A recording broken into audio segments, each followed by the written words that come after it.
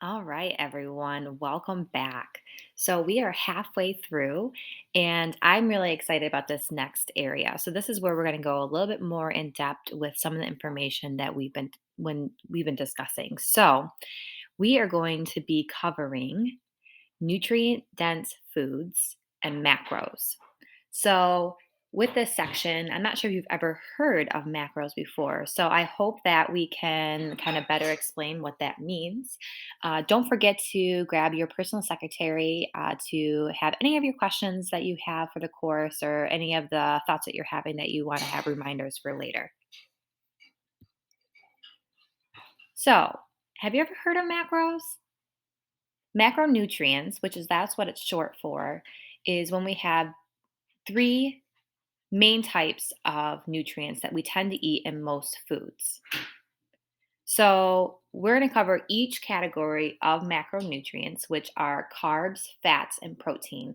And I'm going to let you know about the things that we're typically looking for when we are eating different types of carbs, fats, and proteins. So, often in today's trends, many people think that carbs are bad, but that's not true. Not all carbs are treated the same. So, this is all about choosing the right type of carbs. So, that's when we're looking at complex carbs. So, there are simple carbs and complex carbs. So, I'm highlighting complex carbs because this is the carbs that have a lot more nutrients that we want to include in our diet. They take longer to digest, they're higher in fiber, and that helps us sustain energy longer. So these foods are whole grains, quinoa, sweet potatoes, corn, legumes, nuts, nut butter, seeds, fruits, and vegetables. Now, on the opposite end, simple carbs, which is the ones that are not as healthy for us. And this is because they tend to be in most processed foods and they tend to break down into sugar very quickly in our body and therefore are stored. And you get a spike of energy, which is a lot of times why we eat them, but then we crash right after. And these type of simple carbs can depress the immune system and add to weight gain and stress the brain out. So, also, just a little side note about whole grains. I think this is something that maybe I know I didn't know all of this going into it. I kind of got really confused by different titles of like whole grain, whole wheat. I just thought they were all kind of the same thing. So, I'm going to help you kind of decipher of like which ones are the most pure versus most processed and kind of go through that hierarchy. So the least processed whole grain is 100% whole grain. So that is what you're really looking for when you're looking for complex carbs when you're eating like rice or pasta or anything like that. Then there's whole grain wheat. Then there's whole wheat, unbleached white, and then the most processed would be the bleached white carb. So really you're looking for 100% whole grain, which is the least processed form of carb. Next is we're going to talk about fats. So we have saturated, unsaturated fats, and the healthy fats that we're looking for are the unsaturated fats. So, similar to carbs, not all fats are considered bad, but you do want to be conscious of how much of the fats that you're eating. So, unsaturated fats are consisted of mono and poly unsaturated fats. And these are consisting of, with mono, is where it has omega 9. And this is great for the heart, cholesterol, blood pressure, and blood sugar. Poly unsaturated fats have omega 6 and omega 3s in it, and not they are not made by the body. So these are where we were trying to get mostly from our diet. And they decrease our risk of certain cancers and improve our mood and attention. So these are really, really important in our diet. And the important thing that maybe a lot of us don't really realize is that most people are often deficit in omega 3s, which is why a lot of times people take a supplement of an omega 3 or fish oil to help balance that out. So, the easiest way that you can tell if something is an unsaturated oil is if they are liquid at room temperature. Saturated oils tend to be solid at room temperature. So, some of these unsaturated fats are seafood, flaxseed oil, eggs, olive oil, vegetable oils, pumpkin seeds, walnuts, chicken breasts, and sunflower seeds. And as many as you may know, is that protein is very important in your diet and it helps repair bones, muscles, immune system, and burn calories. So this is very important. The difference is we don't really, at least I didn't know about what was the type of protein that I was looking for. And I did not realize that there was complete proteins and incomplete proteins. So when you're looking at proteins, ideally you're looking for proteins in your diet that are complete, which means they have the highest amount of protein. And these are tend to be animal proteins. So eggs, seafood, dairy, and meat. These are the ones that are complete proteins and have the highest amount of value. Things that are lower in protein are things like grains, beans, nuts, seeds, veggies, fruit, and so on. So, great way to know about how much protein you're going to need in your daily diet is based upon your weight. So you're going to need half of your weight in grams of protein a day. So, for example, if you are 150 pounds, then that would mean that you need 75 grams of protein each day because half of 150 is 75. So, complete proteins have all 9 amino acids, which is what makes them high in that protein. So, included in your handout is a list of nutrient dense foods based upon some of the categories that we've covered today. And I actually have some additional categories that I think are really important that I've included that are very high in nutrients as well. So, things like phytonutrients, which are very, very high in antioxidants. So, in order to help boost your immune system and help combat free radicals, which often things like processed foods have free radicals and chemicals in them, which are what lead to disease. So, antioxidants are what kind of combat that. So that way it can help boost your immune system to kind of neutralize those free radicals. So things that with phytonutrients are very important. That's also included in that handout. So there's things like berries, sweet potato, mangoes, turmeric, cinnamon, and so on. There's a whole list on there, which I think is very helpful. I've also included a list of foods that are high in fiber because fiber is very important to your diet as well. So things like broccoli and berries, whole grains, beans, avocados, apples, and dried fruit.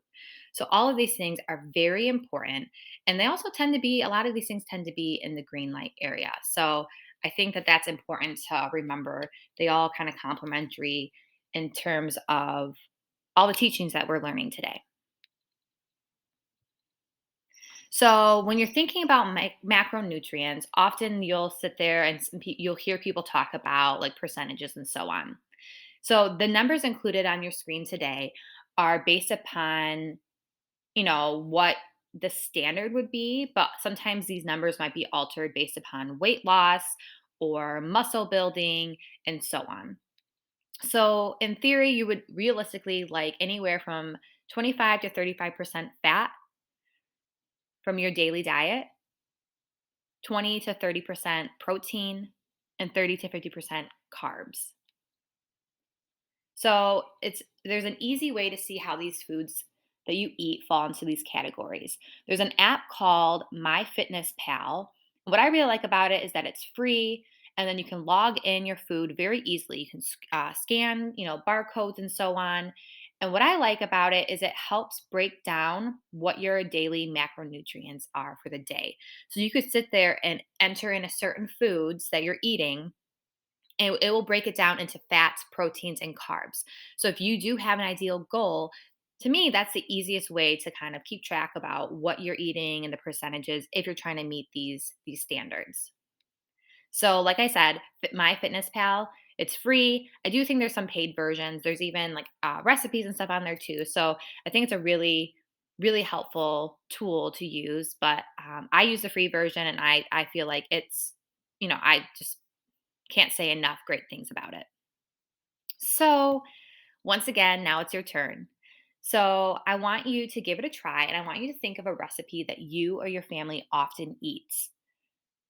And we're going to see if there's anything that you could replace to help add more nutrient dense foods in your diet.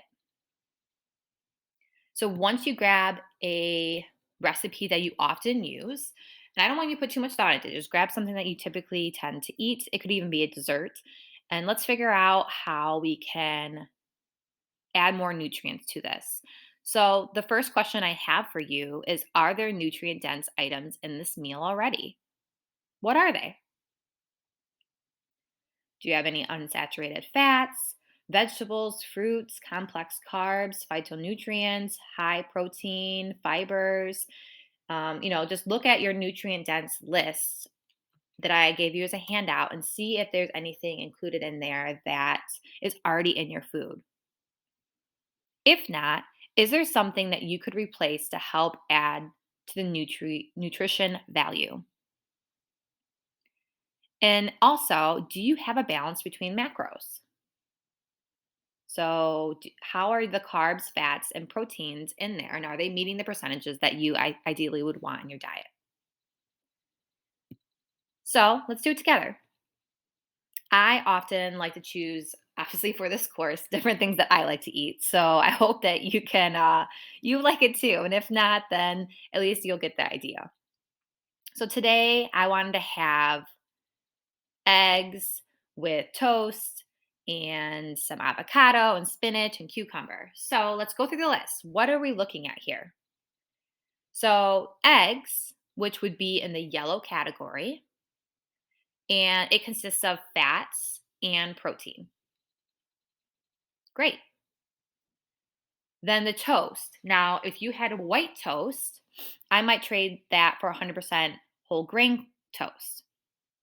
And this would be considered the yellow category, and it's a carb, a complex carb to be clear. So next, we're looking at the avocado. This would be in the green category, and this would be considered a fat, a healthy fat. Then spinach, which is in the green category, and this would be considered a carb. Then we're going to look at the cucumber, which is in the green category, and that's also a carb. And then I would probably add some hot sauce, which is not displayed on this. And that would likely be in a yellow orange category, depending on the ingredients. So I like to do Frank's Red Hot, which is only, I think, one or two ingredients. So I don't have it in front of me, but I would think that that would be probably more in the orange category.